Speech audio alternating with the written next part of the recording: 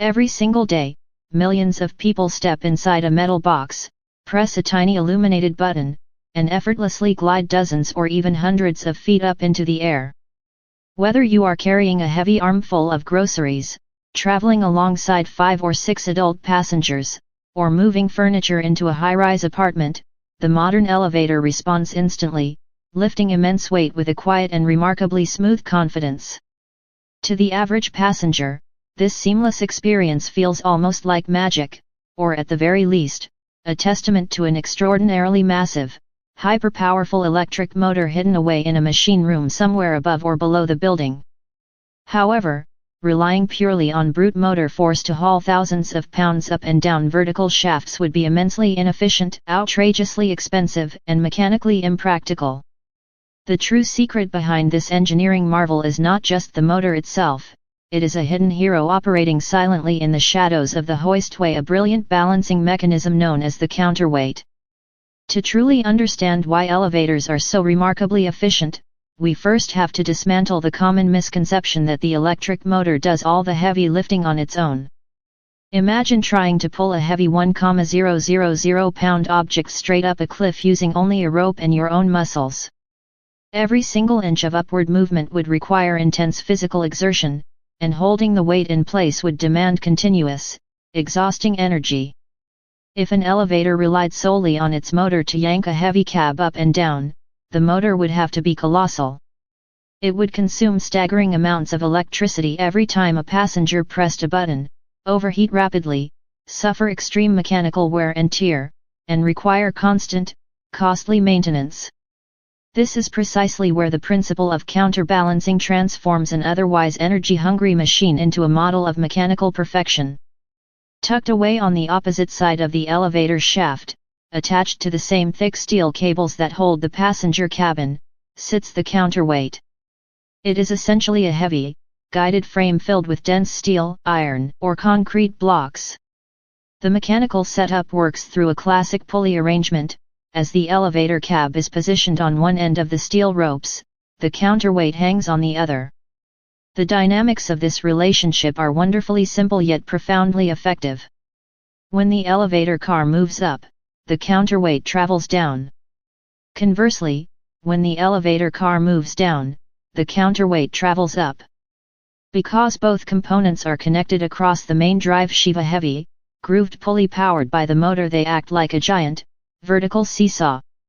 Instead of the motor having to lift the entire weight of the cabin plus all the passengers inside, the weight of the counterweight does almost all of the heavy work through the natural draw of gravity. An intriguing question naturally arises: how heavy should a counterweight actually be? If it were too light, it would not assist the motor enough when the elevator is full. If it were too heavy, the motor would struggle to pull the empty cab down against the massive weight on the other side. Engineers solve this dilemma with precise mathematical balancing.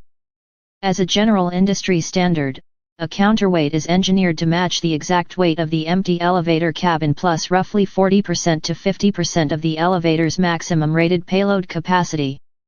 For instance, if an elevator cabin weighs 2,000 pounds empty and is designed to carry a maximum payload of 1,000 pounds, the counterweight will be calculated as the 2,000 pound cabin weight plus 450 pounds, which is 45% of the payload capacity, totaling 2,450 pounds.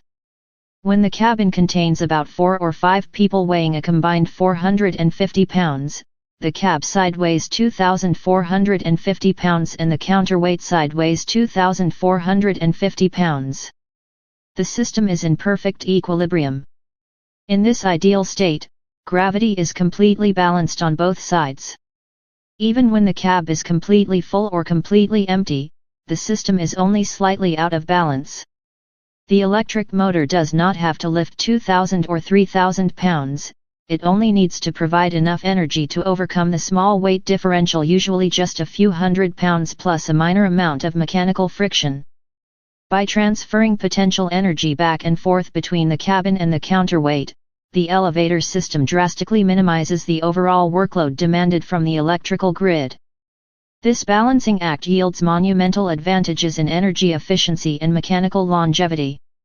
Because the counterweight absorbs the vast majority of the static load, the motor operates under significantly reduced strain. Lower strain means the motor can be much smaller, lighter, and far more energy efficient than would otherwise be necessary. The reduction in power consumption is extraordinary, allowing high-rise buildings to operate dozens of elevators continuously without incurring astronomical electricity bills or placing unsustainable demands on municipal power grids. Furthermore, this reduction in workload drastically minimizes wear and tear on every critical component within the system. The steel cables experience balanced tension, the gears and drive sheaves undergo less friction, and the motor operates at cooler, more stable temperatures.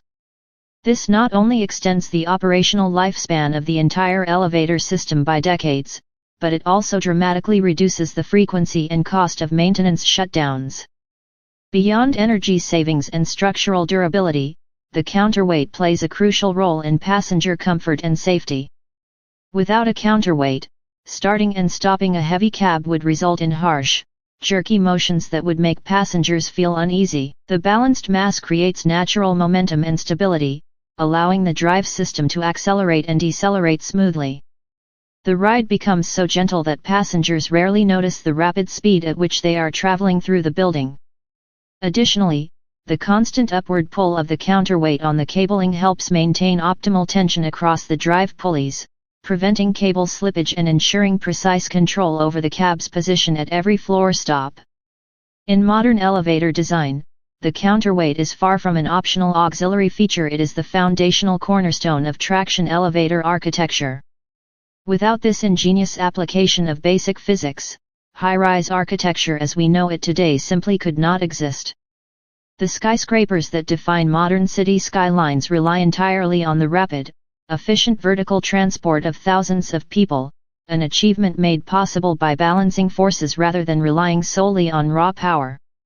The next time you step into an elevator, hear the gentle hum of the mechanism, and feel the floor smoothly rise beneath your feet. Take a moment to look beyond the sleek metal walls and polished buttons. Remember that you are not just being lifted by a powerful motor pulling from above, you are participating in a balanced physical dance with a hidden partner, the heavy, steady counterweight descending quietly through the dark shaft right beside you.